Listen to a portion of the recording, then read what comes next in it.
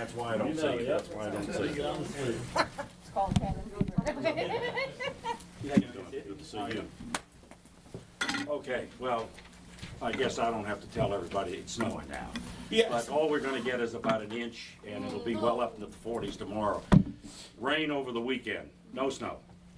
Except maybe at the tail end, we could get a few flurries or some snow showers. But the thing that I'm most concerned about, 2 words, flash freeze, Sunday afternoon. Arctic front comes through, the temperature drops from the 40s, right, Arthur, into the 20s. Ooh. It's gonna be a very sharp, very sudden, drastic, dramatic drop in temperature. So we gotta be concerned about that, about ice, from the leftover rain and the melting of the snow. And then it stays, thank you, it stays cold for MLK Day. Temperatures won't get out of the 20s, and then we get back up into the 40s to near 50 next week. And no more snowstorms in sight right now. So Great, that's the thank good you. news. Thank you. Thank you. Nick, and, Do you want to officially call the oh, I'm sorry, yes, I'm gonna call the meeting in order. Please be aware that we record the meeting, and so please, if you want to address anyone, please give your name and your street. Yeah, well, I wondered, are you Nick in a hurry? Yes. I'm sorry. Nick and Mike, are you in a hurry, because we have someone? Yeah, I think John was gonna go ahead, but I'm. Okay, Doug, we'll start with you, Okay, thank you. so that you can drive home, long ways. Yeah. On 3520, a building permit had been issued a couple of months ago, and we still haven't received an application for a rate variance, so I don't know whether we'll be putting that in or not. 7204 Chestnut, we had our first variance, our first variance hearing in December, and another one is scheduled for March 30th, and the plans were just dropped off a couple days ago, so we have to look those over again for the hearing. 7210 Chestnut, the work is taking place now. 3520 Cummings, again, they've applied for a variance for the non-vegetative surface and also for the circular driveway, which we talked about a while ago, but the variance has been applied for, and we need to schedule a hearing for that. 3404 Shepherd, currently the work is completed. The county released a building permit in November, and we're contacting the homeowner now to see if everything's finished so we can do a final on that one. 3412 Taylor, building permit's been issued, but they still haven't begun work on it, so unless Matt knows something different, it's still pending. They just sent in a final permit application page today, so we're waiting for the permit fee, and then after that, I think On Taylor? yeah. I thought it had already been issued. Okay. 3407 Thornapple. We had the neighborhood information meeting on Monday night.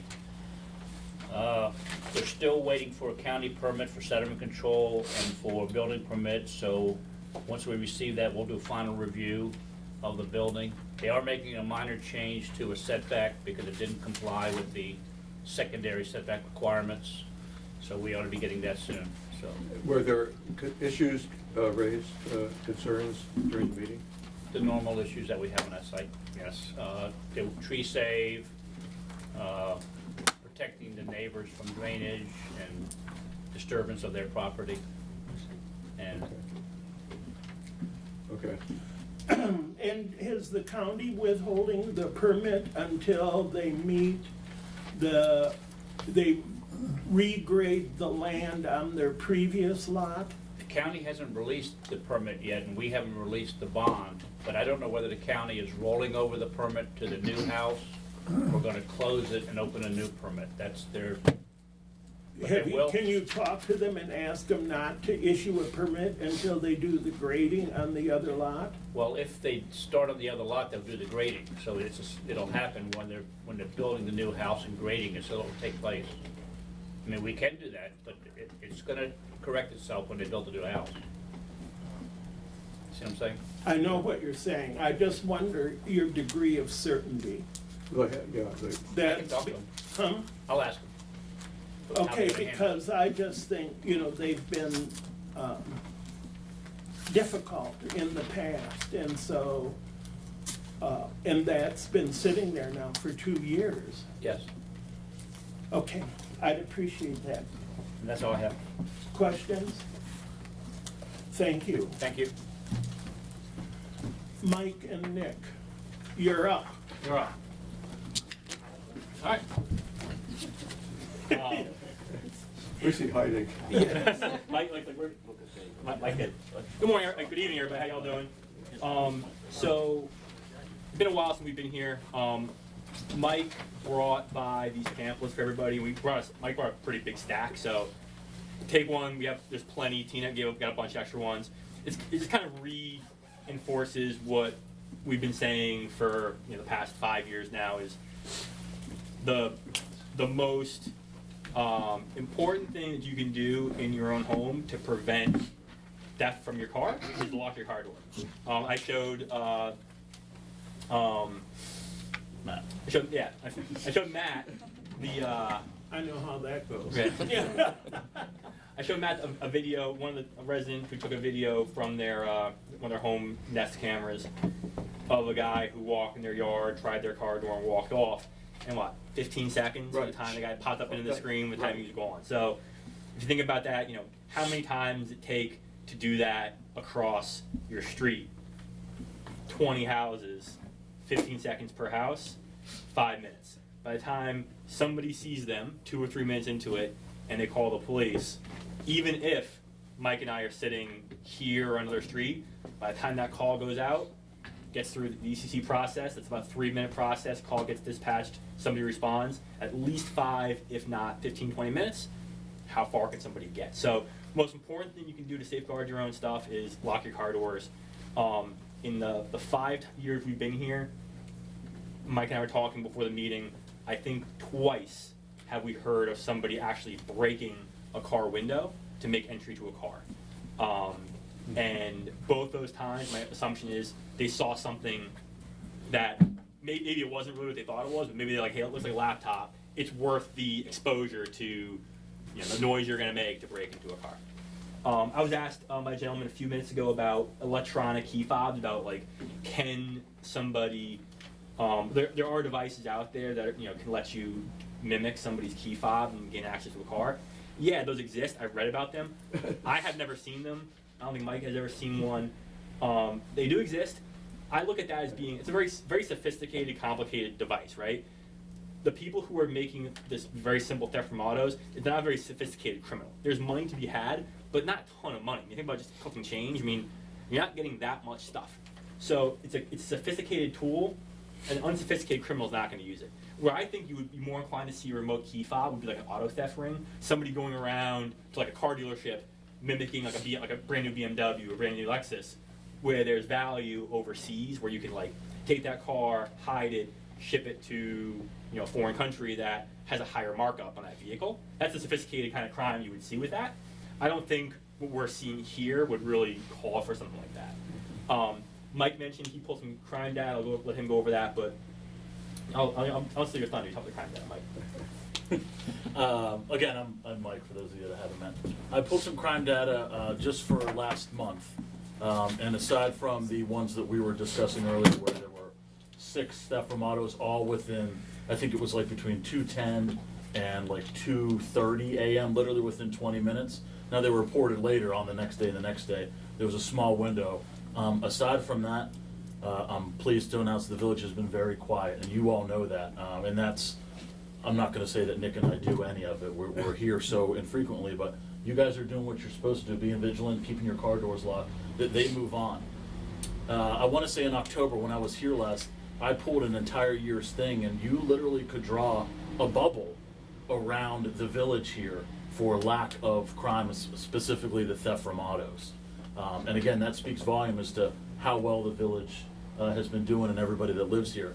I received a call last week from a patrol officer, C3, the village of Chevy Chase, the town, they all were obliterated with theft from autos. When we saw the 4 or 5 here, 2 weeks ago. They got crushed. We're talking a few, a couple dozen each in there. So again, they were here. There was only a few opportunities for them to get in the vehicle. So you guys are doing fantastic. Keep up the work with that. Keep spreading the word. These will be here for everybody to look at. It just goes over some points that we make. As far as some of the sign enforcement and stuff like that, I know you guys see me sitting down here at this. Everybody knows the world of difference. The past, how long has this been like this? 5 or 6 months, whatever. The world of difference between this intersection down here and pedestrian safety. So that's that. There was one affiliated with this where, and I see it a lot, people who have garages leave the garage door open. Just be aware, it gets dark at 5:30 now.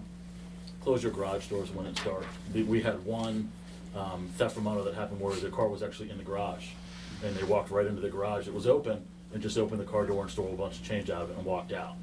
So, garages are open, keep those closed. Other than that, the lighting and everything has been well. Everybody has their lights on, and it's been good. I do probably 95% of my tours down here at night. I was a little disheartened that when we had the little rash 2 weeks ago. My shift ended, I stopped at 1:30 a.m. And at 2:10 is when, so in my mind, I'm like, okay, well, they could have passed by me 2 or 3 times waiting for me to stink and leave. And then all of a sudden they're like, okay, Mike's not here anymore, let me go. So, that was a little disheartening, but I'm here at night. You guys see me a lot. I appreciate those of you that come up and say hi and wave and BS for a little bit. So that's all I got. Any questions Yeah, for a Nick quick, and I? a quick one from, oh, sorry. I was just wondering if any arrests were made or.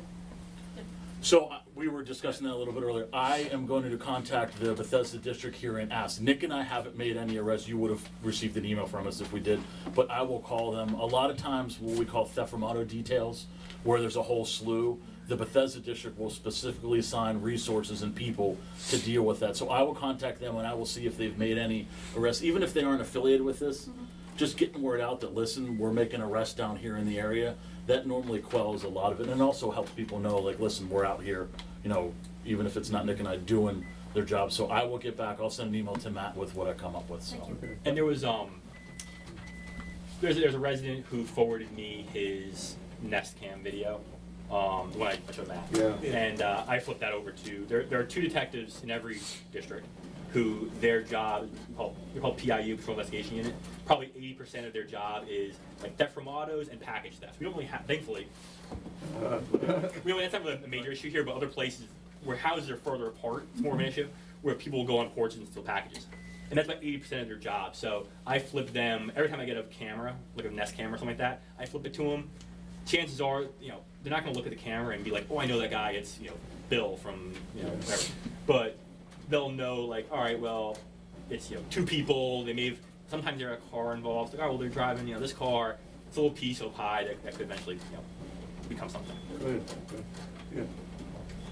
I had a quick question. Do they ever do PG County apparently does community conferences for car thefts of the kind of small stuff, in terms of what might happen later if you catch someone who's done something in their charges. And it doesn't take away their accountability and punishment, but it can be a way to kind of talk things out, because some of these kids, or some of the people doing it might be young, making bad choices, Yeah. et cetera. Do you know if Montgomery County has considered doing that yet, So or we are have- they doing it? We have what we call community prosecutors, where, and I'll give the example, I was working in the town of Chevy Chase, and I brought this up before. For the first time in 17 years of being an officer, I literally was in my cruiser and I watched 3 juveniles break into cars right in front of me. And I was in an unmarked car, so they didn't know. And we were able to lock up 2 of them. The other guy took an Uber and left. But so what I did was this area down here, and let's just call the entire thing Bethesda. Bethesda has a community prosecutor where there's a state's attorney or assistant state's attorney who's specifically assigned to this. And what I did was I called him up and I said, hey, it's Sergeant Pratt. This is what happened. This has been a very big issue down here. We need to get these kids in. And they were 14 and 16, and they both lived in Prince George's County. And so they were able to get, I don't want to call it ACS, but some forms of alternative, I guess, help. Yeah. Instead of, listen, you're going to go to juvie for 3 weekends. Don't do this anymore. Because a lot of times, as everybody knows, the root cause isn't, something nefarious or bad. It's they need help either at home or with school or something like that. So we do. Our juvenile justice system up here in Rockville, they do a phenomenal job with diversion programs. I would probably say that unless you're a juvenile and you're arrested for a violent crime here, 90 to 95% of them, that's what they want to do, because that's the preferred way to deal with it. It's get them in diversion programs, send them to camps or whatever they want to do, but that's their forte. So yeah, we do a lot with that as far as the county police go. If that's kind of what you were getting at, like the types Well, I of think programs. they PG have. County has a very specific thing around auto thefts and community conferences, but I don't know if, I know they have certain things within the law, the Mhm. court system once you start there, but I just didn't know if there was anyway. I don't know that there's any heightened stuff. Yeah, I know the county does have a few different, like, they call problem-solving courts, but that's not one of them. Like, they have one for drug treatment stuff. They have one for mental health issues. There's a lot of like juvenile programs they have, like they're saying, like, I'm a judge for teen court, in my law side of my life. I'm a teen court judge where juveniles who are arrested for, like, minor crimes get brought, they come into court, and the jury are like peers of theirs, doing like community service hours. And there's a range of, there's adults that are like overseeing the program, but they ask questions, they set the penalties, and the maximum penalty is like 48 hours community service. I think you can get some letters and some class you gotta take, but there are a bunch of things. I think PG probably more inclined to do that because they have globally a lot bigger theft from auto and especially vehicle theft problem than we do.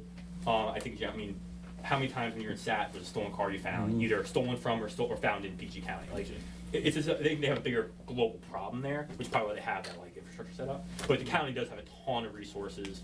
Like Mike said, unless it's there are some crimes you can be charged as an adult and get waived up, and that when it's violent, especially violent crimes, that happens. But if somebody can be charged a juvenile, they're getting sent through like different numbers. Thank you. A quick question. Do you notice any difference in your patrolling with the lights that we installed a year or so ago? Yeah, that's why I made that. I guess I didn't Okay. specifically say Right. 100%. Yes. Oh, you do? You do see it? 100. Now there are. Okay. There's some dark zones. I was just about to say, I forget Okay. what his name, Wayne, or I forget. He actually, one of the guys showed me how to, I will log onto my iPad Uh-huh. and Pepco's website. I literally can just go and report if one of them are out. Oh, But there's okay. also a little comment section on it where you can say, hey, listen, I don't know if that's your forte where you have to install the light. Yeah. It's, for that, but like you But said, we do, there right. are a few, dark areas, but at the same time, those aren't areas where people are parking their cars overnight and stuff like that. So as I drive by, I'm just kind of like, that little catty corner, that little corner there, Right. that's fine. But 100% yes. Okay, good. So whoever was in charge of that, I don't know, excellent job with the lighting, because it makes a world, I remember 5 years ago bringing it up, it makes a world of difference, so, That's interesting. Good, thank you. yeah. Okay. Nice plus. Good. So, other questions? Thank you. Thank you. You're welcome. In a Thanks again for million having me. ways. Okay, Yeah. put chains on your car. Yeah, Oh, yeah. we really appreciate your coming. No problem. Always a good reviews. Yeah. Okay, resident comments. We have- Yes, Okay, Bernice, I'm sorry, you have to identify Bernice yourself. DeWall on Taylor Street. I have brought this to the attention of the office, and actually Matt has tried to assist me. We have a gas vehicle literally stops in front of my house probably, I think 4 times since you helped me out, that I saw it. I can't say I'm standing by the window every day, but at least 4 times, and this has been going on to my awareness since before Thanksgiving. What is a gas vehicle? Okay, well, I talked to 2 different people, and one of them said, we're getting the water, pumping the water out of the gas line. Okay? So And- this is the Washington Gas? Or- Yes, it is. It's Okay, Washington, okay. I And thought then, these were petroleum. secondly, I waited a while, and they kept coming, even in the morning of Christmas Day, they came and they were pulling water out. And another one said, well, there's a crack in the gas line and we have to drain it. And of course I say, well, what happens? And they say, well, like, does the house go up? But he said, no, the water would back up and cut off the gas. And I think if you all read the listserv today, that's what happened to Josh Bowers on Summit. Right. His gas went off, Right. and was turned off, whatever. Anyway, Matt, at least on one occasion, you got the same answer I did, and then there's something else, I don't understand all what goes with it, but we are in a lower pressure area compared to, I suppose, industrial or more commercial areas. Regardless, it doesn't make any sense. I've never seen this before, and they come frequently. So it means the water keeps going in and nothing's getting repaired. And as a resident, I feel like I'm not getting a straight answer. So help. Well, maybe, I'm sure you're talking to them, but maybe we should have a representative come to the next meeting. I can ask Kelly Kaplan, who's the our rep at Washington Gas. What she'd said is that because it's been so wet this Well, year. that may be possible, but there's something broken. There's something not right. I mean, it just doesn't. I thought I even asked Doug. I said, does this have anything to do with the new structure? Right. And it made sense if there was something with the connections on all of that. But no, that's not it either. But So what is your gas being affected? no, I mean, it seemed to me they made a statement when they responded to you. It made it sound like I said something. What the customer is witnessing is the Washington Gas performing routine maintenance on a low pressure main. With the low pressure systems, oftentimes the water does get into the infrastructure, and we proactively pump water out of the main using drip boxes like the one across the street from this customer. I'm showing prior history of this customer being out due to the water to her service, and it hasn't affected my service thus far. I mean, my water. Right. That was another thing last year. Had that fixed. The whole main went out on their side, but. Have they replaced the gas lines on your street? I seen him years ago. But not recently, because I think No, a I lot mean, of they did us it, had I new can't even gas tell you lines. which, they ran, I mean, it's 25 years ago at least, but they ran the plastic pipes Right. up to the house from the street. Now, I don't know what they did in the street, but they must have done- 1988, 87 is when they did that, July of 87.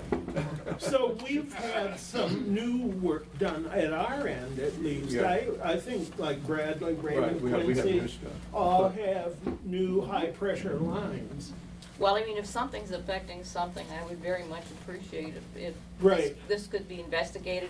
I hope there's not any additional problem, but if people are, start getting their gas cut off, for myself, it's my heat, my cooking, Yes. but, okay, thank you very much, and Okay. thank you, Matt.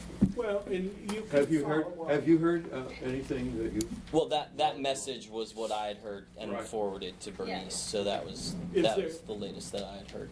Is there more follow-up that you could do to push it some more to find out? And also to have somebody come at our next meeting? Yeah, I can see if she can come to the meeting. I mean, I do think we need to know if there's actually a break. Right, no, it doesn't seem like normal would be water Well, in the even with the gas rain line. and the snow and everything, I mean, it's at least 4 or 5 times a week. And that's since before Thanksgiving. Wow, That's a lot. yeah, okay. at least, let me say one thing, at least they're on top of it What am I doing? in terms of drainage. Okay, Okay. I got it. Anything else? Anything else? Yes. Should I stand up? My name is Susan Kahn, and I'm at 3408 Bradley Lane. And I had written a letter to you all, to the village, and I've been talking to Matt for a little while. And thank you, Matt, for following up and what you have done so far. And this is about getting some stop signs and a crosswalk at Bradley and Brookville Road at that intersection. A lot of people, that's one of the heaviest traffic areas in the village. It's the traffic coming from Connecticut to Bradley and then going left or right on Bradley, going to Brookville, away from Connecticut, into the village, and going left or right. And a lot of people cross there because there is about a block away a bus stop for kids. And within the first block, there's no sidewalk on one of the sides of Brookville, so kids have to cross the street to go up the street for their bus stop, and they're picked up in the morning and in the about at Quincy and Brookville. And then, so at Bradley and Brookville is where I'm thinking it would be really useful to have a crosswalk. I see a lot of people there, adults, kids, people with strollers, people with dogs because of the new dog park and people park area up on near Quincy and Primrose on Brookville. Also, you have even more people crossing there with pets. So it's really getting to be a little bit dangerous, and I think it would be useful to have a crosswalk and stop signs. So, anything we can do to ask the state about that, I understand it's a state road. There are a certain number of stop signs already on Brookville. There's 7, but that don't include western and east-west, but there are 7 others. One of them is at an intersection where there's very little cross traffic. So if they needed to say we can't have any more stop signs, it's possible that we could put stop signs maybe at that intersection, maybe not at another, or at least look into the crosswalk. So I don't know what to do next. I just wanted to bring it to your attention, and maybe it could get on the radar and we could follow up or something. Does the school bus let children out at the corner of Quincy and they are on the Martin's Addition side of Brookville? But then some of the kids have to cross to go to the town of, or the village, is that? Right. As well as the people just on an ongoing basis, yes, I know, I've seen people Also, stranded there. buses will, in the morning and afternoon, will be on either side of the street. Right. That's right. In the So- morning it's one side, the afternoon it's the other. The other, so they'll be crossing. And then The bus there's stops a- at Raymond and Brookville, it's one block further north. Yeah, That's And then, another Then one. there's one that, well, but there's stop Beyond signs it. there, I think which, there's the elementary school bus and then maybe middle school. middle school, high But I school. think a lot of them stop at the same places though. I think one's at Raymond on the west side of Brookville. I mean, I know one's at Raymond, I know they're, because my daughter's on the bus, one of yours might be on that bus too, Mhm. or both of them. And then I think the next one is, it's at least beyond Quincy Bradley. and, I think it's Quincy and Yeah. Brookville. yeah, it's difficult to get the state's attention. It took like 4 years or To get it something out here. to get the stop sign changed here. And because that corner is Section 3, Chevy Chase Village and Martin's Additions, and a state road, that if we could get all of the villages to say it's a problem, and that would help. But it would increase walkability for all the villages, so. It would, yeah, I mean, it would there'd be, if a crosswalk were put there, it would really improve safety.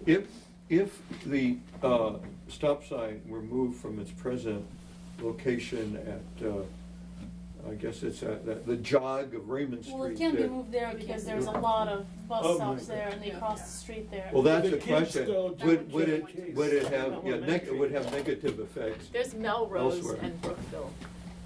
There's a possibility. Entering Excuse me, Brookville, yeah, Woodbine up here. Okay, entering need Brookville it there, I think. from Bradley is very, very difficult. it is, Yeah. yeah. If there's a stop sign on Brookville to stop cars there, give people a chance Right. to move left or right, take turns, the way they do at Raymond, or wherever it is. Yes, Yeah, no, it's truly it's an issue. Do you have a managers meeting, do you still, or not? Yeah, we do periodically. I don't know that there's one scheduled necessarily anytime soon, but I talk to Shayna and Andy often, so I'm Why don't you? happy to yeah. reach out to them. And I've made a little bit of headway with State Highway. But then it also occurred to me as I was thinking about this today that if we hit a snag, Tiffany and I actually ran into a couple of people at the MML meeting from State Highway, so might have another avenue to get go in straight there. to them, Yeah. yeah, that's a good idea. Does it do any good to also write to, well, I suppose the first thing is to see if the state responds. The second thing then is to go to our state representatives also and ask them to help us with the problem. And a joint letter perhaps signed by the 3 villages would have some value. Okay. Thank you. Any other? David Bjorklund, Turner Lane. Yes. The snow, what was it, Saturday evening, was fine on the roads around 6:50, 7 o'clock. By 7:30, you couldn't drive on the street. And if we're paying the plowing company, I mean, I would expect a little more faster response time, but you barely could make a turn onto Brookville or a U-turn like in the circle. So, Was it maybe- icy, covered with snow? what was that? Icy. Was it Well, icy, covered with snow? It was What just the snow. issue? It wasn't even the ice. It was just snow. It was fine, like from 6:50 to 7. Every road was covered, but it was still fine. By 7:30, it was atrocious. Oh. And I mean, I almost saw 2 accidents on my way. But Geez. so I'm just thinking, I'm like, in a since you're paying terrible them, but- position here, David, because I wasn't out driving, and I thought, oh my God, they've really done a good job. So they weren't fast enough. Yeah, and I don't think that Brian did anything. But that Brian, like, I could see Right. it on the roads beforehand. It did nothing. Okay. Did I heard that the brine is only good for up to like 3 inches, and if you get more than that, the brine's no good. So we Yeah. got more snow than anticipated, right? I don't know whether there's a certain point where they quit plowing because the snow's coming down so hard that they just wait. I felt like they were through our streets a lot. I think they, They did, yes. The next day, I did see them come up and down Turner a lot. But they hadn't plowed it That evening. that evening, That evening, it wasn't treated well, and it was. and it wasn't really, really plowed dangerous. at all. Well, it was, None of the roads here in the neighborhood were plowed. So we got home at about 10 p.m. on Saturday night. Yes. And we definitely had more than 2 inches.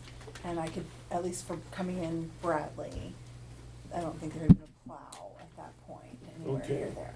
So I don't know if that's just something for us to talk to them about. Okay, fine. yeah. You put down the brine, but if it's snowing. I think there's we a expect you to be on strategy the of road. waiting till there's a certain amount before you Yeah. go out. Right, I mean, they told us they don't put the plows out until there's 2 inches of snow because it's no good. But to his point, Right.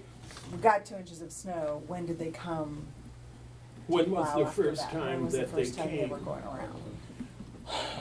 And I Good don't question. know. I'd have to go back and check, because I was Yeah. I was, To go on further with that, I have a Jeep. I even put it in snow mode, and even with snow mode, it was sliding all over the place. And. But you're a terrible driver. Yeah. But even in snow mode, it was still not really working well. Right, no, I understand. Thank you. Well, we're gonna follow up. Thank you for bringing it to our attention. Anything else? Sidewalks on Brookville? Yeah, I mentioned Oh, that. we- Yeah, Sidewalk, that's- again, timing is a problem. Yeah, Yeah. so I saw them clear the sidewalks, and it was well done when it was done, but then the plows went through. right. And, And they yeah, didn't check again, and it's just. Yeah, and I think there's one block in particular that's Yeah. just a sheet of ice. so Yeah. did they come today and try? Because at least some of, like, the driveway and stuff at our house, that was very icy, we were able to lift up today. Because it got warmer. They came by, and I believe they put salt down on it. Okay. I didn't. No, the ice and everything was I don't still know there. Yeah, I don't. 4 It didn't o'clock. take, I guess, but Okay. yeah. Any other issues? Okay, committee updates. Committee. I guess I'll speak for the community engagement committee. You leaving, Ted? Yeah. Okay, you gonna be okay? Yeah, sure. It's slippery It's out. slippery. I'll walk here, I can walk home. I know, but it's snowing. Right. I actually, You tell 'em. I actually turned around and went back and put on snow boots. It's a little, Yeah, I know, there's places We that can, some people do not, Shovel. Heck, we could get you up there in On Turner in Lane. the Jeep that's fish daily. are Still probably away fishtail into him. enjoying themselves in Florida or Bahamas or something. Thank you. Good night. So, Community Engagement Committee, we took a bit of a hibernation over the winter.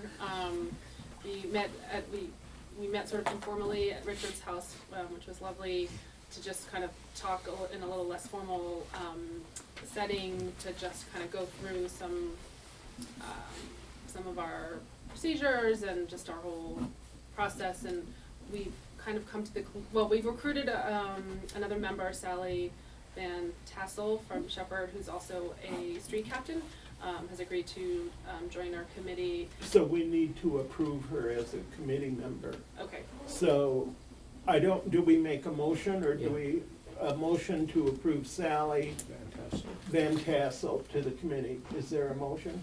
I also move. Second? I'll second. All in favor? Aye. Okay, she is now official. That's great. She's in. Okay, that's great. And we also we're trying to think of ways to make the committee sustainable. You know, we're all, other than Richard and we've had other, other than Matt, a lot of us are, you know, working parents, and just to try to make the committee a little more sustainable, we decided to kind of shift to the same format that the elections committee has, which is rather than meeting on a monthly basis, we are going to be meeting sort of on a as needed basis. What do they call it? Ad hoc? And possibly looking at changing the setting of the meetings to our homes instead of the village office, just to again make it feel a little less formal and more welcoming. And in terms of events right now, we are looking still at the possibility of a spring event. We decided to sort of put a hiatus on the Valentine's Day cookie exchange, unfortunately, even though that seemed to be well received last year. Christy Tampio had a bit of a hard time finding a lead for that event, and we decided that we're going to kind of take a step back and maybe reconsider the way we're handling our planning, and consider maybe planning as a group instead of assigning a lead who's not necessarily part of the committee. So we're still kind of working out some of our growing pains, but hopefully this is going to get us back on track. We exchanged some emails today just about Sally joining the committee, and again, so stay tuned for plans for a spring event. Sally has graciously and or generously offered up her home, her backyard, which she says can accommodate a fair number of people. So we may be looking to plan an event there. An adults only. An adults only event, yes. Specifically. So I think that's about it.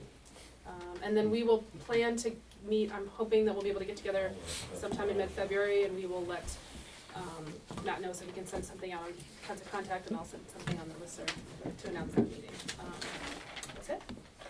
The work the committee is doing is really important to us as a village, because the volunteer part of social activities had seriously dried up. And so we are really, really grateful for the work you're doing, for the work of the committee, and we urge you in every possible way to hold it together and keep it active, because it's important for us as a village. And our thanks to all of you. Well, and likewise to all of you. And also, I wanted to propose, separate of the Community Engagement Committee, that we have a volunteer recognition lunch or brunch at La Ferme sometime March, April, May, whenever, because I think we have volunteers who really contribute a lot to us, and that it would be nice to sit down with all of the committee members and council just, members, because you're all volunteers. right, and just as a thank you. I mean, I think you and we all deserve something, even if it's a free lunch. So are you? Yes. Because we'd have to, I think there's money in the budget for it, but if not, then we'll. Well, we're not doing Valentine's. Yeah. There you go. We'd probably be the ones planning it, all of us. That's right, anyway. That's right, that's right. Yeah, I'm sure there's money. Okay. And for the record, you are still looking for one member to round out your committee, right? Yes. Or two, how many, do Well, you? we have officially now, if we, not including the two of you and Tiffany who's popped in, and you're welcome to officially join, but if it's the same when you're a council member, I think you might wear a different hat, but, we officially have, there's 4 of us now, so we were thinking maybe expanding it to, I think we sort of thought maybe 5 was a good amount, because that's, I don't know why that was the number, but, so I've reached out to another, friend, Catherine Hample, who lives on Cummings. I shouldn't have said. So, I don't know what she'll say. I know she's involved with the PTA right now, so she might be interested. And if other people know of folks who might be interested. 4 women on the committee. Yeah, We that's need a a good couple point. of We men do. in We there. do. Yes. Kelly and David. Turner Lane is, there's a Jeep and. Yeah, Jeep man. Well, there's $15,000 in the budget unspent. It's gonna be one heck of a lunch. Well, actually, that's gonna be the party. How much are the mimosas? So that'll be the spring event. I The think. spring event will suck up the money, yeah. Okay, anything else on committees? Before we do move on, I just wanted to raise that at the last meeting, Marty Langland from the election committee had asked if the council would consider amending the election rules and procedures. I guess there might have been some typo. So this would make the rules and procedures mirror the changes that were made to the charter that require submissions and nominations to be 45 days rather than 30 days before the election. I, for some reason, thought we had already agreed to that, but do we need a motion to do it? Yes, we need a motion to amend the election rules, but you're right, this was an edit that we discussed a year ago, but just never Never went draft through. Formalized. Okay, so can I have a motion to, So I move to amend the Election elections rules. committee's, no, it's the policy election number 2-16-2A to, change the nomination deadline from 30 days to 45 days before the election. so it's consistent with our code, Well, we amended the the charter charter. to eliminate the express 30-day limit so that the election committee could have flexibility in deciding what was appropriate, and the elections committee recommended 45 days. A motion, a second. Second, any question? All in favor? Aye. I can see why people want to run for the council with this sort of breathless pace of major issues. Action on the meeting minutes, they were approved online. I just need a motion to approve the December meeting, the minutes of the December meeting. Is there a motion? I will move to approve the minutes of the December. Second, all in favor? Aye. We've had Doug's. So, Arthur? Financial, we're in good shape. The money's coming in at just about the rate that was budgeted. The money's going out at just about the rate that was budgeted. The difference is minuscule. It's like 0.1% between net revenues and expenses. So we're in good shape. So have we designated any of the reserve for special products? No, yeah, we do. We have $1 million set aside. Is it like earmarked for sidewalks? For sidewalks and roads. Okay. We will be using a good deal of that for the finishing up the roads, and the rest will be sidewalks. But we're going to be discussing the walkability issues throughout the village. Right. Which Then will the require question, some spending. is there enough designated funds, or should we? I think we should have- put more in. But- So how but much, I don't know. We don't have a guess how, right now. how But- much is in? 1.9? Well, Tiffany is. No, so we had the total designated street funds at $500,000. I think what I would say is, we're gonna use a lot of that for streets. If we need to clarify that we're seeking professional project managers potentially to come in and do walkability discussions that would lead to us having information for sidewalks, then whatever we need to do in the books to make that clear, like, streets is gonna be done, we're gonna bring in somebody to help us With check out the feasibility of sidewalks on the north end. No, And also in the throughout, village, throughout. in the In the village. village, Because there's other areas Yeah. that don't have Okay. sidewalks, so it's gonna be village-wide. Okay, And I think this issue of what Susan has brought up tonight regarding Bradley Brookville. and Brookville, that, I mean, that's the sort of thing that can become a part of that study, is that how do we increase safety and walkability? I think that would be the goal of the sidewalk project. And then, once we get that information back, I think that Then we feeds can do the into budget issue. Right. how would we designate a certain amount for sidewalks? Well, so let's, walkability. walkability, yeah. I So, appreciate you guys met with a consultant, however. Streets and capital projects, we have 1 million. So it would seem to me that, given our fund level, that we could put 750,000 into the sidewalk project. Yeah, we could. Aside from the current streets and capital projects, Correct. In so addition, you want a 1.7? Million designated. Okay. Is there a motion to designate 750 toward a sidewalk project? I will motion, Walkability project. I will motion to designate 750,000 towards the walkability project. Is there a second? Second. Question? All in favor? Aye. I'm Aye. gonna abstain right now. Are you okay? Are we moving Yeah. too fast? I just don't know what we're designating $750,000 to do, something we have no idea how much it's going to cost. Well, that's right, but let me tell you this, we sit here with huge reserves, I and agree. I'm saying, let's start just designating that money so it doesn't look like we're sitting on a pot of money with no As the person who ideas. begged for the designated Right. accounts to start years ago, I get it. I don't know what capital I mean, projects is that's separate from, I don't either, well, but, capital projects are, I'll tell you, they're infrequent and they're big. right, so why don't we just cross out capital projects and put sidewalks right there? No, we can say, well, because it includes roads. well, Walkability. because we're Yeah. trying to We could, designate funds so we aren't looking like we're sitting on so much money.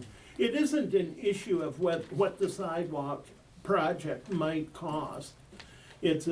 I see it more as an issue that we have less reserves because we have designated funds to go to certain projects. So your goal is to reduce the undesignated funds balance? Correct. And that makes us less vulnerable to the county and other people who possibly. eye those big amounts of money. If anyone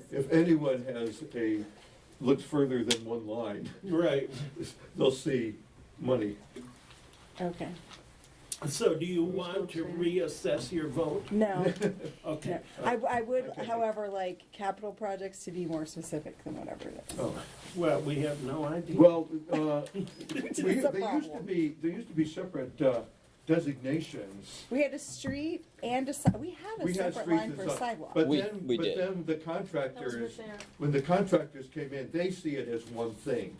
They see it as when they're Well, repaving and so- everything else. So I think when we did this, we broadened that designated fund to capital projects to include sidewalks when we are replacing sidewalks, but then also to give us a buffer if the village were to decide to, for example, redesign the sidewalk at the corner of Quincy and Oxford, or add sidewalks on places that Like no the north longer side have of them. Cumming. And I guess the reason that we decided capital projects versus sidewalks was to give us a little bit Well, more capital leniency. projects already, I think, has always been in there, but there were two sub-items. There were sub-items of roads and sidewalks. We're not spending any money. There was All there we're was a doing streetlights one as So well. far. I Trying to understand. make it less visible. Reallocating. Reallocating. Well, the object. We're not is- even allocating. Well, the object is to eventually spend. Oh, no, the streetlights also were in the capital Yes. project. Yeah. And So they maybe and just there was a that's like- designated. There'll be a line, there will be a streets, there will be a walkability Right, study line, And there will- correct? Which will generate. well, you know, A project. we should also put in something for filling in the dark zones in the lighting. Yeah. Uh, That could be under capital project. Capital, Yes, that's what I mean, absolutely. under Yeah. capital project, yeah, We're so close to finally covering everything, might as well yeah, close it out. Yes. yeah.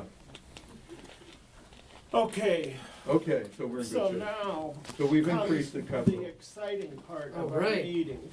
Small cell legislation. Yeah. Oh, boy. You'll hold on, guys.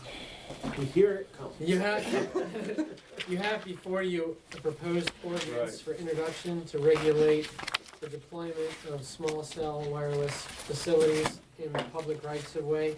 I'll give a bit of background, and I have some photos to pass around. So, 5th generation wireless broadband technology is coming, also known as 5G.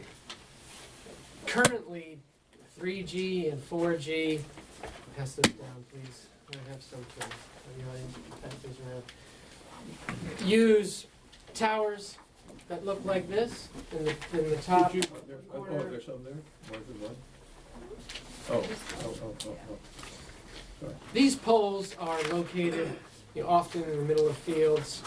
They're 200 to 300 feet tall, and they're spread miles apart because prior technology uses a very broad band, a very wide wavelength.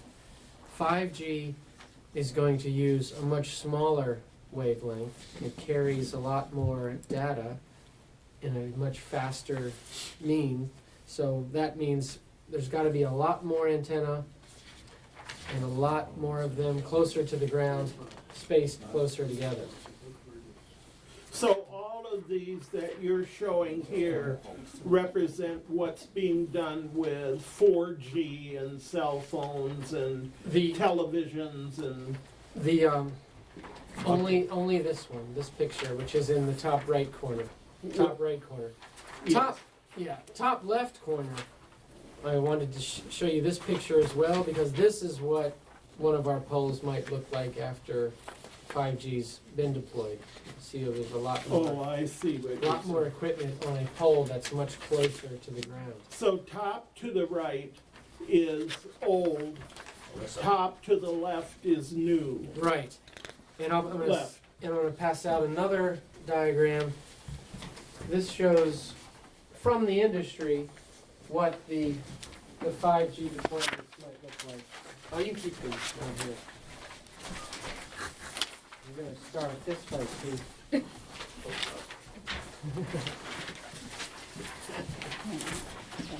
It's okay.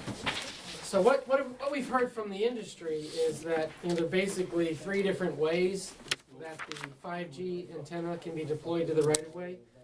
As shown on this diagram, they can be deployed to the tops of streetlights, added to utility poles, or if those first 2 options aren't available, actually installed on a brand new monopole for that dedicated purpose.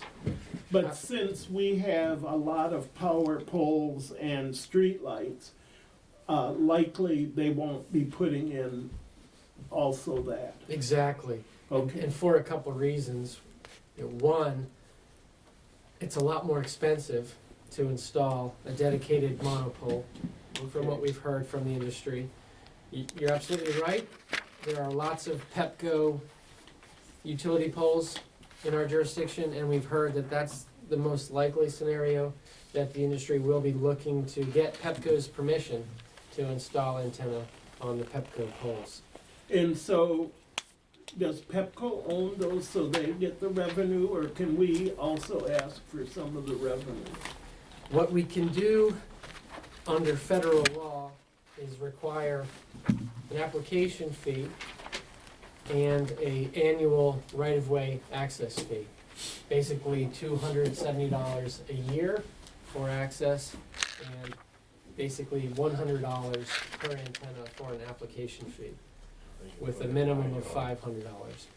But let me get there. Okay. I want to point out that how many of these are we likely to see? I've heard different information. One expert told me that 5G may require one antenna every 500 feet for every 50 wireless devices in use. You have that many in your house? But others have said we're not going to need that many, maybe every 300 yards. Don't know for certain because, frankly, others have said the industry's got to study a specific location, come up with its deployment map based on need. Topography and everything else change. I mean, Sure. affects Yeah, this. there's lots of factors Yeah. can weigh into how they're going to deploy. But just to give you a sense, it could be every 500 feet, and every wireless carrier will want to deploy its own antenna and equipment. So we could see applications from Verizon, Comcast, Sprint, T-Mobile, and whoever else. And I've they also- each need their own antenna. That's what Yes. he said. Yep. And I'm gonna tell you about how much equipment they'll need. But first, I wanted to also mention that we've heard from folks in the industry that the United States is in a race with China to be the first to deploy 5G. So some have said that because of that, the FCC is being pretty liberal with the industry to make sure that we win the race. Sounds familiar. We'll still arrest some people to make sure they're still there.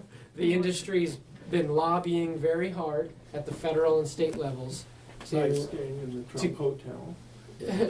to get legislation that can preempt what local governments can do. Because the industry has been complaining to the FCC that towns, cities, and counties are imposing requirements that are too burdensome. So the industry was successful in getting the FCC to issue an order in September limiting what we can do, requiring us to process applications within certain deadlines. If we don't do so, the application is deemed approved, limiting what fees we can charge, and I already mentioned those limits, and providing that we can regulate for aesthetics, but any regulations have to be in writing. We can't make them up ad hoc, and we have to adopt them by April 15. So that's why we're proposing an ordinance tonight. Wow. Why by April 15th? That's This is in the just federal? the deadline that the FCC set. So we can run the race. Against North Korea. Now, I also have to mention that in addition to the federal level, there's also pending right now an effort at the state level to get the state to adopt legislation that can limit what we're going to do. And we are also subject to county zoning standards. I'm going to pass out another document. Currently, county law provides that a small cell antenna is permissible as an accessory use on existing pole, as long as the pole is 60 feet from a residence, which, as this map would show, would almost eliminate the village. These circles on the map show the location of the poles that are 60 feet from residences. However, that is a standard that is old, it's based on old technology, and the county is currently considering reducing it. The county introduced a bill maybe 6 months ago proposing to reduce that to 30 feet, which would then make deployment possible in the village. Who introduced the bill? Probably Hans Councilmember Reamer. Reamer, I think it was. And there was a lot of opposition, and so the county delayed adoption for further study. And that's where this map came from. Mitzi Haruko in the cable office was putting together these maps to help us assess what regulations are going to be appropriate. There's litigation pending. Some cities are challenging the FCC order. Montgomery County is one of them. A lot of folks have raised health concerns, radiation from all these antennae. Currently, under FCC law, we cannot regulate for health effects, so long as the antenna meet the radiation emission standards adopted by the FCC. That's all we can regulate. The litigation argues that study is basically based on old technology and it needs to be redone based on 5G. So the reason I point this out is we're under this deadline imposed by the FCC to adopt something, but I want you to be aware that it's a moving target. We may wait, or we may have to make further amendments after the dust settles at the federal, state, and even county levels. But it's important we get something in before the 15th of April, even if we then amend it. Correct. I mean, theoretically, you could get an application tomorrow. And if you get one tomorrow, then we've got no standards to apply. I think it's unlikely we're going to see an application, at least for a few months. And some have said it could be 2 to 3 years even, because deployment may happen in the cities first before they come to the towns. But we want to be ready. And the county is coming in with their own regulations, is that right? That's right, yeah. And so if we don't have a village regulation, we would be under the county regulation. Is that? We'll be under both. Okay, so but the county has. Would there be some kind of a drawback to be under the county and not our own? Is there a negative consequence to that? The negative consequence would be if we want to adopt, as we have the right, Yeah. under the FCC order, any aesthetic standards that the county hasn't adopted, then we'd lose that opportunity. Ah. So the county might be focused more on setbacks than on aesthetic standards. So the aesthetic standards that are proposed in this draft, I got mostly from Gaithersburg's ordinance, which was recently adopted, and some others I looked at across the country. And I started with a model that was issued by the National League of Cities, which in turn based their model on one prepared by a committee established by the FCC. So I think it's a pretty good model to start with. And some of the standards that are proposed for your consideration. These antennae need to be at least 15 feet in the air so that we're not creating visual clutter and we're not obstructing motorist and pedestrian sightlines. Can only be 5 antennae per pole, again, to avoid cluttering. The applicant needs to demonstrate they've got PEPCO's permission, that an engineer has certified that the pole can hold the load and that it will meet emission standards.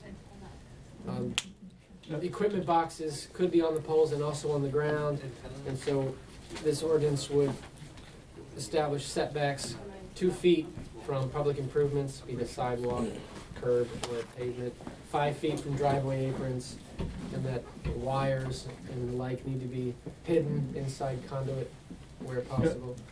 Ron, as I was looking at this, it seems like a key thing is section 9102, paragraph 8. No person shall construct, install, maintain, or perform any work related to a communications facility, which includes all the current stuff that's out there. Telephone wires, Verizon wires, Fios wires, optical cables, Comcast, the whole works.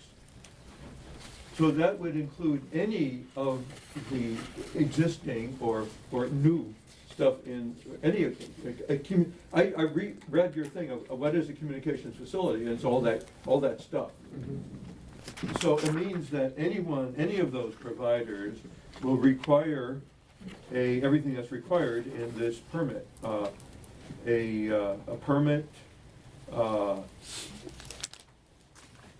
to do all that. Now, then it says a permit shall not be required for ordinary maintenance and repair as determined by the village. But it seems like any time alignment is out on any of those services, almost they'd have to come by the village to say the line just went down on somebody's line, and we're out there to fix it. It's just ordinary maintenance, It seems to include a lot more. It's pretty inclusive of everything but the power lines. This will only apply to small cell communications facilities. Not according to the definition of what a communications facility is. Well, then we need to clarify it. So that's the intent. A communication facility you define as, in the previous bit, collectively, the equipment at a fixed location within the public right that enables communication, including radio transceivers, antennas, fiber optics, or other cabling. Mm-hmm. Power supplies, So we comparable equipment, regardless of technological configuration. So it's all inclusive. The only thing it doesn't include, what's up there right now, are the power lines.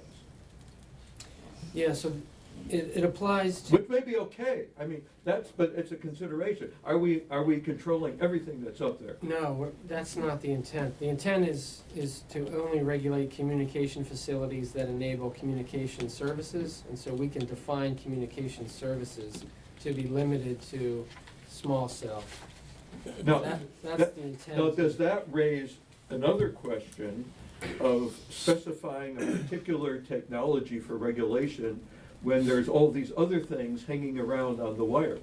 Could either the FCC or a 5G company come back and say, you're not regulating the power lines up there, and you see the size of those transformers are way bigger than the 3 cubic feet you're defining for 5G equipment? Yeah, you've received my legal advice on that point, and I'd rather not repeat it here. Why would you rather not?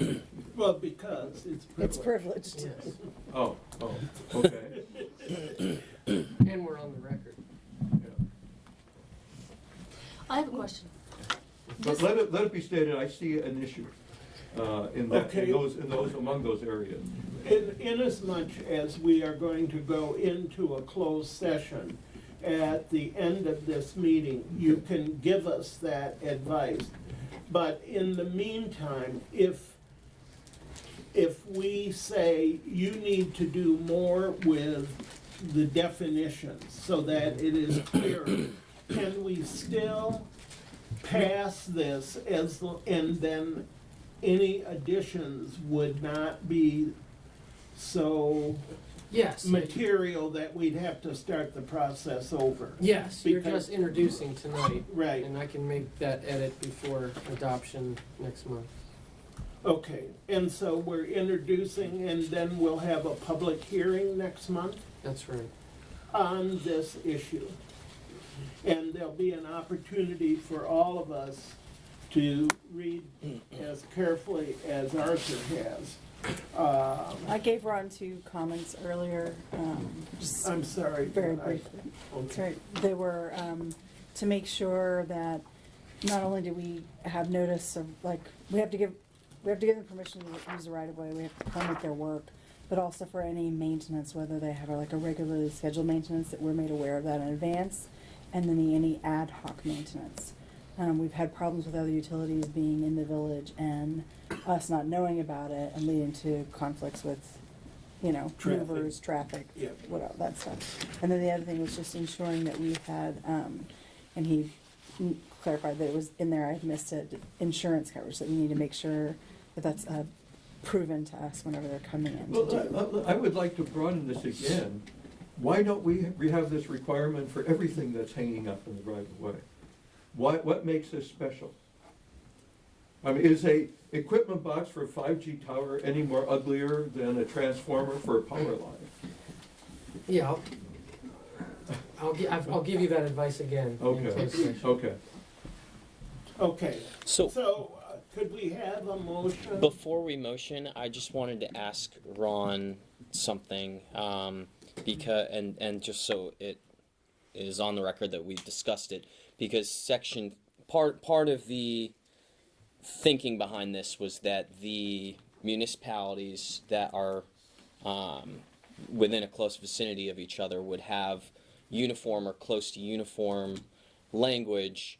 My understanding is that in Section 3, Andy Harney had some separate ideas that maybe made their legislation slightly different, is that, but that you're, Yeah, section 3 made some edits to the draft. This is a draft that was reviewed by all 9 of my clients, and I think 7 are adopting the same version, it looks like. Section 3 made a few edits, and Chevy Chase View made one edit. Chevy Chase View is adding a provision that provides the applicant will provide notice of their application to residents that are 300 feet up and down the street, on both sides of the street from where an antenna is proposed.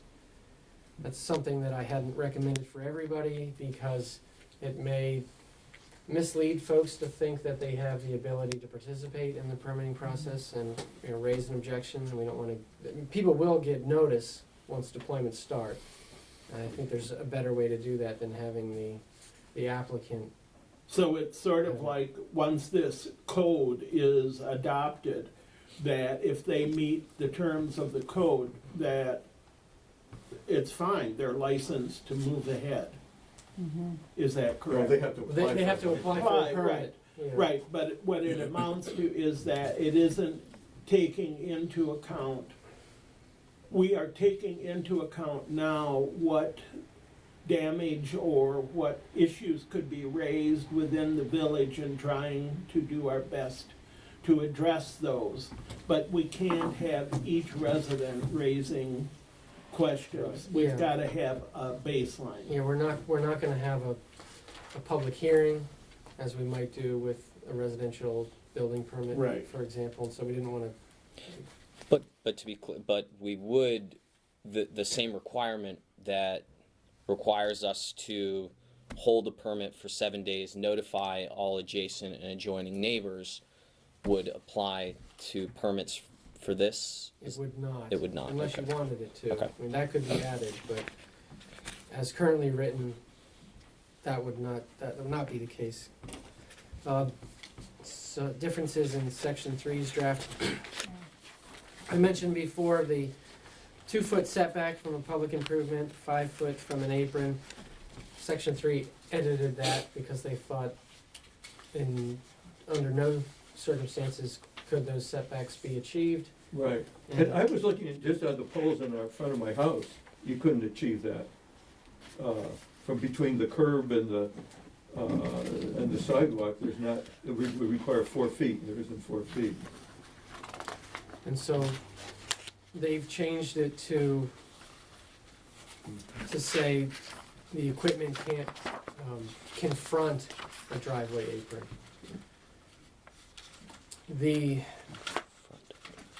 That particular setback, in that requirement, there's a sentence that says, except where this setback would effectively prohibit the provision of service, these setbacks apply.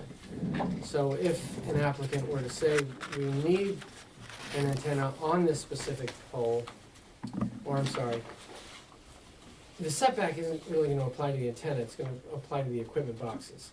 If they say, we need an equipment boxes in this particular location and we can't meet your 2-foot setback or your 5-foot setback, then under the FCC order, we've got to allow it. If disallowing it would effectively prohibit the provision of service.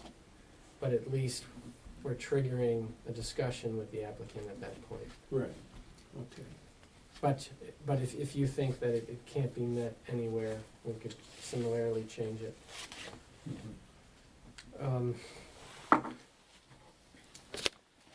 Currently, the draft provides that a permit is good for 12 months, and if the work's not completed in 12 months, it can be extended. Section 3 deleted the ability to have the permit extended. What do we do with our other building permits? We allow extension where the circumstances haven't changed. I think it's a good idea just to. But we do require them to pay 50% of the original permit fee if it goes beyond 1 year. And fees can be established separately by resolutions. If you wanted to charge an extension fee here, you can do that. Do you have to explicitly state that we can charge such fees in this, or no? It does say that, yes. We do have to say it, and it does. Okay. I have one other question, somewhat related to my question about Section 3, but, and maybe this isn't something that you can answer right now, but if the purpose of this is to get uniform legislation between all the nearby municipalities, and the two of the three that abut us, Chevy Chase Village and Section 3, have different legislation. Maybe Section 3, in your opinion, is not substantively so different that it makes a difference, but I do wonder if it sort of undercuts the purpose if we all are having different. It seems like the main part of it is the same. Except for, but, you know, there are edits, there are minor edits, but the main thing about licensing, the requirements for licensing all seems to be essentially identical. Yeah. And is that true for the village? No, Chevy Chase Village has different council, and they're adopting their own draft. So It's a It- risk. I don't There's know nothing to do if, about it. Right. some of the managers got together. You know, Shayna Davis Cook from Chevy Chase Village and Jana Coe from Chevy Chase View got together and said, wouldn't it be great if we could all come up with a uniform ordinance? So a meeting was held in November, and we talked about discussing our different drafts and possibly coming up with one draft. And then I think it was on Christmas Eve, Chevy Chase Village's council said, well, I'm recommending Chevy Chase Village adopt on an emergency basis a version similar to that I prepared for College Park. And I had been working on my own draft that was being reviewed by Telecommunications Council, retained by Chevy Chase View. So Do you know what substantial or significant differences there would be between what we're looking at right now and what Chevy Chase Village did? I haven't looked at their current draft. I believe they adopted theirs as an emergency on the 14th. Mm. I looked at a first version of theirs. Oh, well, not theirs, not Chevy Chase Village's. I looked at the College Park draft. Mm. And it was a lot different. Why does it make a difference if they're different? Well, if, as Matt said, you have a desire to have a uniform ordinance with Chevy Chase Village, you know, then we could. The issue before, as Ron explained it to us, so the idea was if all of these counties or separate municipalities nitpick, then the vendors go and say, hey, look, we can't comply with all of this. It's too burdensome. It's awful. So everybody says, okay, well, let's try and come up with reasonable ordinances that are substantially similar so that we don't run into this problem. We can't, fix that. I think this is, I read it, we've talked about this for at least 4 meetings in a row. I think it's time to put it out there. People can comment on it next week. We do have some telecommunications folks in the village, so I wouldn't be surprised if we don't hear some things from them, and then we can go forward. So all of that brings us to the point of introducing. Mm-hmm. Do you have more comments you want to make before we introduce? Okay, so I propose a motion to introduce resolution number 119-1, which is an ordinance to add a chapter concerning the installation and operation of small wireless telecommunication facilities in the public rights of way. Is there a second? I will second. All in favor? Aye. Oppose? Passed. Thank you, Ron. Sure. Yeah, I guess I should also add, it's probably impossible for all the downtown county municipalities to have a uniform ordinance. Yeah. To Tacoma Park. I shared my draft with Tacoma Park, but they've adopted their own. They've got their own council, and not sure what Brookville, Barnesville will do. Although I did share my draft with Barnesville or Brookville. I'm sorry, but this will be substantially similar, most likely, to 8 others. Yeah. And they're hopefully close to us, so as opposed to setting up the very situation that Tiffany has described, of where they throw up their arms and say, we can't do anything, so we get to do whatever we want. No, builders find a way to build in each locality. Is that Right. different? It doesn't seem like it would be, except,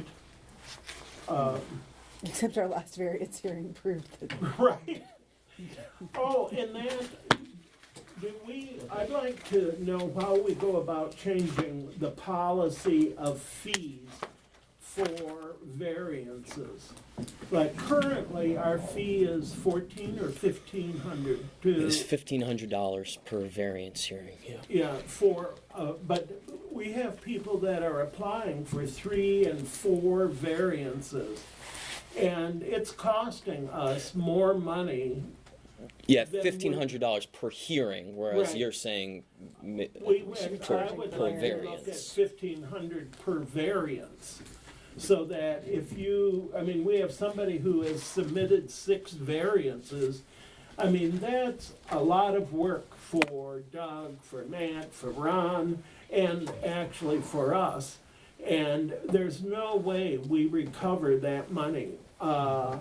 There's been even one variance that it's hard for us, even with volunteering, to cover that $1,500 expense. So the village, in general, all of you have to support in a way that, but when you get to 3 and 4 variances, so what do we have to Come do? up with a fee Isn't it, schedule. we have it as a policy, what Right. our rates are. Your fees are adopted by resolution, and you have a fee schedule. So you can just we amend the fee. propose a resolution? Do we have to have a hearing? Yes, you have to lay over the proposed resolution for at least 30 days. Yeah, 30 days. So can we just make a proposal at this time that we change the fee that each variance requires a deposit of Or $1,500? I would say something like 1,500 for the first, 500 for each additional, Tina, do you have a something copy of the that. current fee schedule? Well, I mean, if we're trying I to know- do cost recovery, then Yeah, that doesn't make we're sense. not running this as a profit-making operation, though. No, but if we're talking about just straight cost recovery, Yeah. it doesn't make sense to drop it to 500. No, I'm just throwing out a number. right. But I don't think we also should think of it as either, profit-making or cost recovery. It's a fee to cover reasonable expenses to Right. reflect the general burden. I mean, a problem is we don't have physical resolution to introduce tonight, because we have to give 30 days notice of the actual So we'd come up with a, resolution.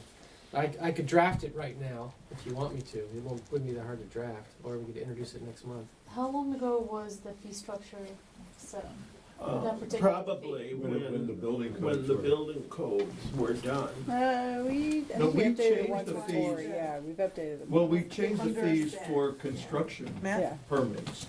But But not I for don't minutes? think, Yeah. we But only I actually- had, So maybe if your point is, should we look at this actually in a Yeah. holistic Mm-hmm. yeah, and have a discussion, Yes. I support that. yeah. Right, but in the meantime, I'd like to plug a hole. Because it is, I don't know why I find it so annoying that somebody can submit, well, I know why, it's because it's costing us a lot of money. I We're mean, not prejudicing any variance requests Right. currently pending. and it isn't profit making, it's just that it is we are using a lot of village resources in order for people to ask for variances. Now, you know, you could make it $1,500 for the first one and $1,000 for the next one, and then Each consecutive one. for each consecutive one. Well, I Ron, would think that is- the first variance has the higher expense of Right, right. studying the plans Right. most. But I Well- also wonder if 1,500 is even remotely enough to I actually cover agree. the first variance. Do you also? We could. But the only way to answer that question would be to actually look at historical data. Which we have a So lot you're of. telling me I'm not gonna get a motion tonight, that's what you're No, saying? no, we don't have a resolution. Right, well, I can make one. Something else to consider is. Okay, I want it on the agenda for our next Richard, meeting Tina has- and do some research. Something else to consider is if that, one of the variances, whether it be the second, third, or whatever, involves a whole separate meeting. Right. Yes. And bringing people together again, do you then wanna consider, cause you're talking about, well, the first one would cost this, the second one would be less. Well, if the second or the third one take you into a whole nother meeting, you wanna bump it back up to the Yeah. higher, Yeah. so those are all That's a things good to point. consider. Yeah, So the consecutive ones could be in theory cheaper as long If as it's they in the don't same take meeting. additional all it's meetings. one Yes, meeting. but if it Yeah. As long involves as they a don't second take- or a yeah. separate meeting, Yeah. you might wanna go back to your first. Okay, so, just to give Ron an idea as he's drafting, do you see, oh, you want us to check first? Yeah, if you could, if we get some idea from, I mean, you guys Matt and can look Tina. at, Matt, Tina, Ron, Doug could look at the last Right, how much 5 time did you variances spend? that we, and how much time have we spent on them, Okay. and come up with a. Okay, so I'm not gonna draft a resolution yet. We're gonna Right. Yeah. report on But expected next month. how much time I billed for the last. Yeah, check Right. it out. You're gonna Yeah. report to Matt, and then you're gonna Well, draft a and, yeah, resolution, so we have it for and- the next meeting. Sorry. Matt can look at Doug and. Yeah, and Doug. I how just much- report to Matt. Uh-huh. Yes, Okay. And then he's gonna tell you when to draft a resolution with Okay. what number for the next meeting. right, So that Richard gets to plug a hole. yes, thank you. But I I agree with appreciate Katya's point of, we should look at the entirety of the fee schedule to make sure that, And I think we all agree with you that there is definitely a hole to plug. yeah. Okay, Matt, do you want to give your report? Sure, yes. So, the first item I had on there was the holiday fund, so, that's been collected and, distributed. So thank you to all the residents that did, generously contribute to the fund. This past year was the largest collection to date. So the village gave over $10,000 altogether to our garbage and recycling and yard waste and bulk trash collectors. So that was very well received, and they offered their thanks to everybody in the community for their generosity. Let's see, moving down. Tree City, so we've finished our Tree City applications. They've been submitted. The village is looking to be recertified for Tree City after lapsing for a few years. And in addition to the Tree City, which is a national recognition, the village is also applying for, and we're expect to receive, the state of Maryland's equivalent plant award, which we also received last year. As my understanding, and Tina, correct me if I'm wrong, but Tree City has kind of a couple of tiers, and we've made it through the state. They've now passed it on to the National Arbor Day Foundation, and they typically give those awards closer to Arbor Day. We completed tree planting throughout the village in the past month. And this year, the village did have the highest participation in the tree subsidy program. We had 6 participants. Wow. So, And push it again next year. yeah. It plants in the fall, I believe, is that right? Yes, Yeah. yes. It was a little bit later than usual this year, Yeah, but start the ball fall, rolling, yes. like in, the summer and get people. yeah. aware. So I think that's healthy increase from last year. I think we only had 1, so I don't think we had any. maybe we didn't have a single one Yeah, last no, year. this is the first time. In any case, we're making progress there. We added a new ADA compatibility button to our website, so we're up to date on that. It does things like highlight links things of that nature for folks that are visually impaired. Are they working on limiting the search function to the website? So I talked to them about that, and what it does is it prioritizes. It basically does a Google search within our website. We do get the ads at the top, which is kind of annoying, but And a lot of other random stuff, so ask them to check again. okay. If there's a better way to limit it. Okay. Because if you're looking for something on our website, it's not easy to. And that could also be that we have just a lot of clutter in our website that maybe needs to go back and be eliminated. We are continuing with some of the redesign stuff to make the office neater, cleaner. So we're receiving quotes on replacement for the old bookshelves that you can see are bowed and on kind of their last legs, and possibly some new window shades. Let's see. One of the things that came up, I believe it was at the last council meeting, was playground equipment at the Chevy Chase local park, or Shepherd Park over here.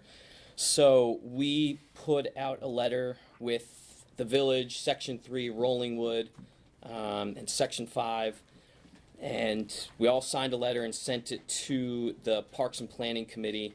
And I finally got a response from the chair of the committee, Casey Anderson, and so he is going to meet at the park on January 25th.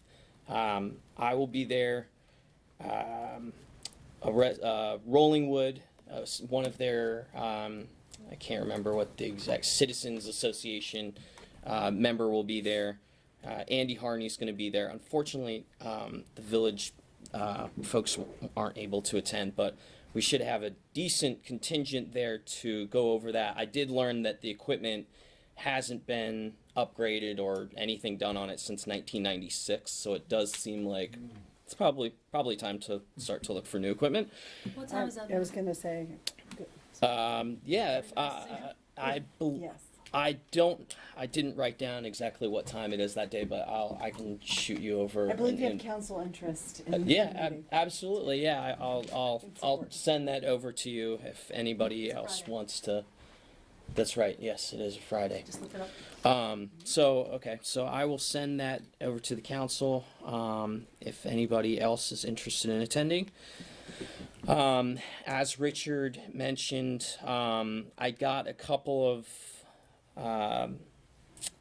menus from La Ferme to be able to look at what pricing would be if we did go ahead with the volunteer reception. So It's happening.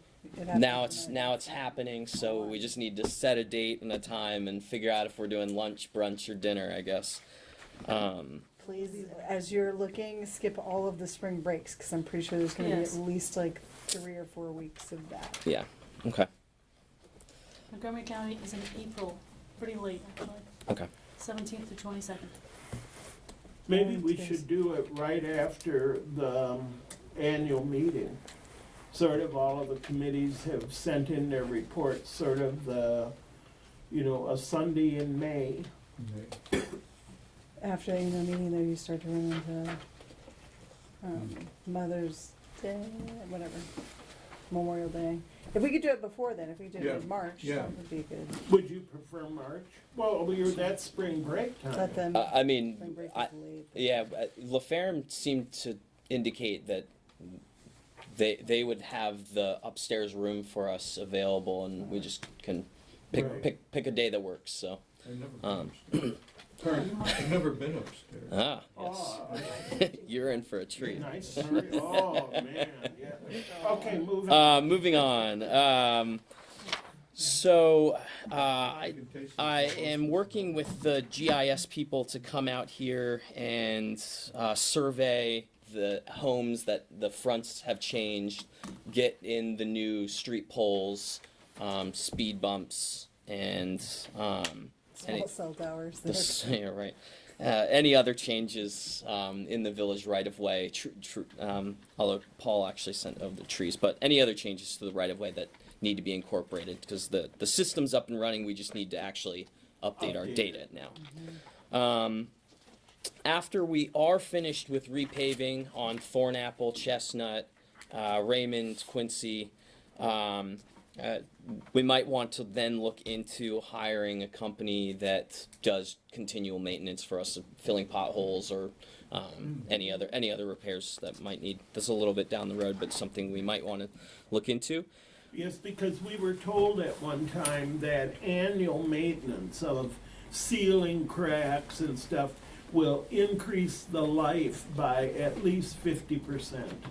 So it would be worth doing that. So we're scheduled to start repaving again in March, and hopefully it'll be a fairly quick process. So we should be able to get a contract for that sometime around May, April. We did put out this week an RFP that combined the landscaping, lawn service, leaf vacuuming, and I've already gotten some nibbles, so I expect us to get a fair number of responses to that. It's due mid-February, so that they could start. Basically start as soon as that's done. But we gave them one month to prepare bids. And I think this Maryland State e-procurement page, there's a little bit of a learning curve on it, but I do think that it ultimately will be useful moving forward.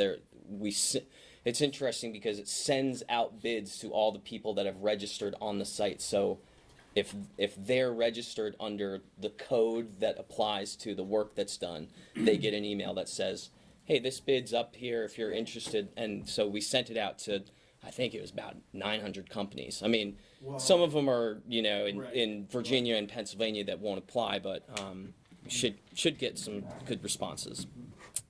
We renegotiated our RICO contract. So that should save the office about $500 a year. Not a lot, but every penny counts. And we're also talking with Verizon, as you had mentioned, Arthur, because maybe paying a little bit more than we need to on that as well. And as was referenced before, we are exploring a contract for a firm or some company to lead a walkability assessment of the village. And then any accompanying meetings, help lead a task force, etc., that might arise out of that process. And so the idea is we'll go through that, then put a plan together, and at that point then hire an engineering firm to actually do the work. So I am waiting to get a model RFP, so hopefully put that out in the next I said month, but hopefully sooner than that. You haven't heard back? I haven't heard back yet. He emailed me to say he'll send something over shortly, but I have not received it. But you are hearing from him? Yes, no, it wasn't radio silence. Yes, yes. Thank you. So I already sort of touched on WSSC. Right now they're working their way down Chestnut.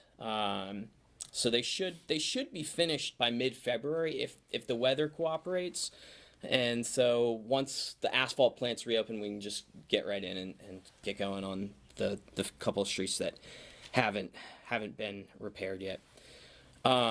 Let's see. One issue that did come up relating to repairs is a couple of residents near the corner of Oxford and Quincy emailed our office to ask if the council would reconsider and or put on a future council agenda to discuss specifically the plan to allow vehicles to not jump the corner there. They felt like not enough discussion was had and that they wanted to weigh in, I guess, and so they asked the council to reconsider. Well, we can certainly put that on the agenda for next month and be sure Doug is here and. But this says reconsider the redesign. Do we have a redesign for that We have a intersection? design. Yes, yeah, Joe Cutro put together a redesign that we sent over to AB Veers, which initially we were anticipating bundling in with the sidewalk and road repairs on Quincy. Okay. But The weather, that hasn't happened yet. it hasn't happened yet. And it's a design that also, Requires sewer. Lynn has been very involved in And with it us requires also. sewer replace, or Right. movement and other things. So that it's possible for trucks to better make Yeah, the corner I without running apologize, I over. just forgot, I don't Yeah. recall seeing it. Okay, we'll okay, put yeah. it on the agenda for next month. Do they say what the issue is? Their main concern is that essentially they don't want trucks to be able to make it any easier around that corner. Okay. They like that trucks have a difficult time making it around. They think that it's good that they have to slow down, back up, make the turn, do an Austin Powers turn multiple times. Well, and I'm not sure that this is gonna correct all that. I mean, the one thing it's going to correct maybe is going over the sidewalk and stuff. I mean, we may be able to accomplish that by just putting in a series of Bollards, yeah. bollards. Yes. I love that word, but I can never say it. I love the idea of it, of where these things are cemented in. Until and- they get knocked over. Well, yeah, I was Well, going to they're say not easy. the one issue you run into there is we have the one that's Right. right outside of this that is tilted because I guess Somebody- some big truck ran it But over they and paid a price for it. I would That's- imagine, yes. that's, Depends what on I how want heavy the is truck that Yeah. you don't just do it easily, that you come away with a scar. Okay, so I will I'll make sure that Doug is aware of that and ready to talk. I'll see if even Joe Cutro is available if he'd like. I can ask Well, I think not. pass on that. Okay, so I'll just have Doug be prepared to talk about it, and we'll put it on next month's agenda. We just had a bulk pickup, and so the next one's in March. We sent around some information about Wider Circle because we started to get questions from people. Well, how do I donate to a Wider Circle? So hopefully that made it more readily available to people. Have you heard anything more about the thermoplastic for here, Taylor and? Yeah, so I actually have been talking to a person that deals with that, and he seemed to suggest that the state probably would have no issue with it. When I talked to Joe Cutro, he was more skeptical of it. I guess one of the concerns is that they're not as reflective as the regular white thermoplastic. So But if you leave the regular white up and put something in the middle. in the middle. I mean, I just think it's something that if we can get Andy to agree to, it's another thing that demarcates. This is an intersection. To do what? People will cross. It's the stuff that they put on very busy intersections, whether it's a design or something that just draws people's eyes to, you're at an intersection, you need to stop. There's one. There was all actually a over DC. booth at the MML conference, and so there are all kinds of really colorful designs. There are some that mimic bricks. So there's all kinds of options there. And what you're trying to do is make, when people arrive at that intersection, it's like, wait a minute, this isn't a regular intersection. And the yes, Okay. exactly. So that was pretty much it from me. Unless you have any questions. This is also an opportunity for any residents to comment also, if anyone has anything to say. Do we adjourn? Yes, I do have. Yes. I wanted to make a comment about the 5G deployment Right. in the area and residential areas. I've just been doing some reading. I guess we'll have some opportunity as a community to get input on that. Right. But from what I'm seeing, I was just sort of thinking that instead of us, just thinking about what they're doing in Section 3 and these other areas, we might look to areas like Mill Valley, California, San Anselmo, and Ross, which have all really put some restraints in their ordinances on what's being done with 5G in their areas because of the concerns about health. And just from a really basic look at what's online, it says 5G cell towers are more dangerous than other cell towers for several reasons. Ultra high frequency, ultra high intensity of these of 5G.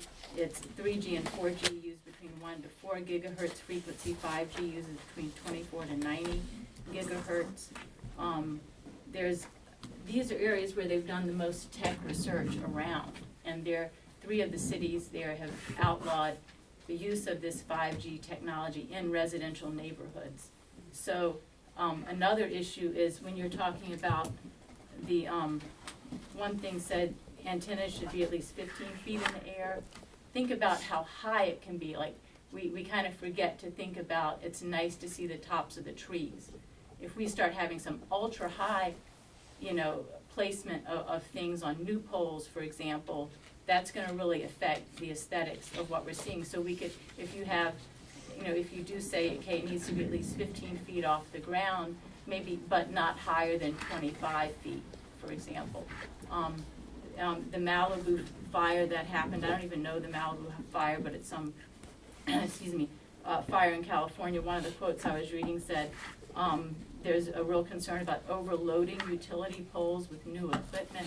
Case in point, the Malibu fire, they identified that over 20% of Southern California Edison's poles were overloaded, and that was a contributing factor.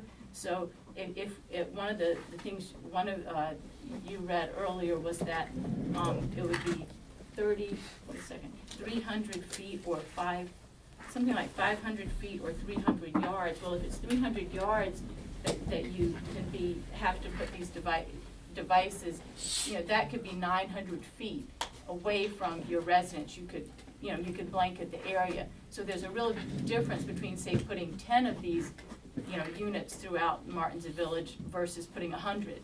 And the impact on the health is really dramatic from what I'm reading. So I think you certainly want to, if every other carrier is installing these things, we've got fire risk, we've got health risk, we've got massive cancer risk, according to several of these, a number of websites. And so I would just really be making sure that you're thinking about health effects, because this race seems to be about, why is there a race? I mean, our concern continues to be making this a nice, livable neighborhood with good aesthetics for what we see and the health of our kids and our families and ourselves. And if we're actually really increasing that risk, why do we need to change the 60-foot, if existing regulations say that these things need to be 60 feet away from a residence, and we're getting even stronger emissions, EMF, from this new type of technology, why would we want to change 60 feet from a residence? Oh, we can't do that in their area because we won't be able to put it in. Well, maybe we could put in enough in to still abide by that. Why do I want to make it 30 feet? Right. Is that really in our interest, or is that in the company's interest, and this rush to do things so that they can get here? Because I just think that we really should be very careful about that, because we can put ordinances in that would still allow us to potentially have the technology, but not blanket it to the point where it's really impacting health. And until we've done the studies or done a lot more research, if there's any way we as a locality can add some layer of regulation, I'd like to do that.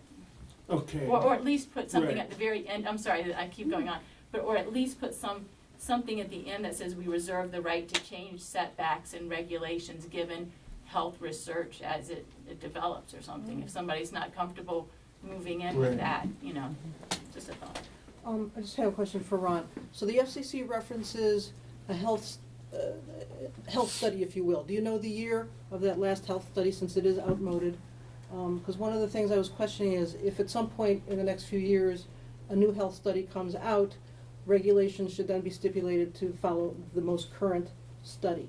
But I'm wondering if you know the last time that, Well, since the you FCC can does look at reference that it. as you know, whether that makes sense, that if new information comes available, that we reserve the right to, act accordingly.